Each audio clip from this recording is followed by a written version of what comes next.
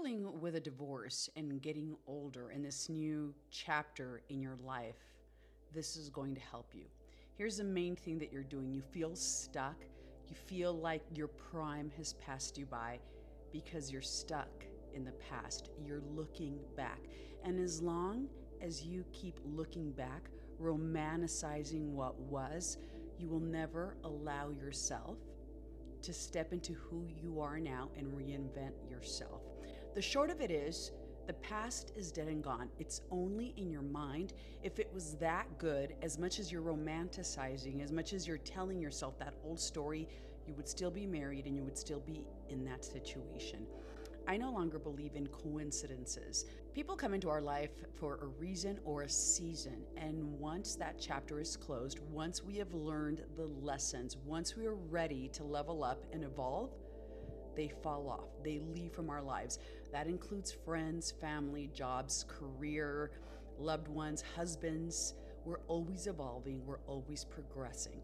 But as long as you keep looking back to what was, you will never reach that level that you want to. This is going to help you transform wherever you are now. It's the beauty of getting to reinvent yourself. I get it. You're 51. I totally understand. Listen, I'm 52 years old. Also an empty nester. I went through a divorce in my 40s. And this is when I got into this conscious creation mindset manifesting. And here's what I can tell you. We spend most of our lives looking for someone or something outside of us to complete us, to tell us that we're worthy, that we deserve love, that we're good people. And here's what I've learned through this entire process, and it's a completely, deeply profound, different way of thinking. You first have to become the love of your own life. When you pour all that love and all that energy that you were giving to everyone else, and listen, once your kids are grown up, they're their own people, they're their own souls, their own lives. We set them free, the birds leave the nest, and it's a beautiful opportunity for you to reinvent yourself. Take your attention off of that ex, off of the past, and get very clear with yourself and ask yourself, who am I now? Get to know yourself. Become the love of your own life. What does that mean? Start a workout routine. When you look good, you feel good. Get into the gym, start walking, start doing yoga, pick up new hobbies. Start asking yourself, what have I always wanted to do? Age is just a number, and we're seeing it more than ever. People are aging better, and it's one of the things that I did. I decided I now get to reinvent myself. When my son left the house and I went through that divorce, I thought, what have I always wanted to do? Opened up my notes and made a list of countries I always wanted to go. I've always wanted to travel. I joined a gym and started getting into the best shape of my life. And I started focusing on me, making new friends, feeling better about myself, reading, learning as much as I could. This is how I got into manifesting and the law of assumption, which completely transformed me and who I was. And from that place, when I was out there living my best life, I met my current husband.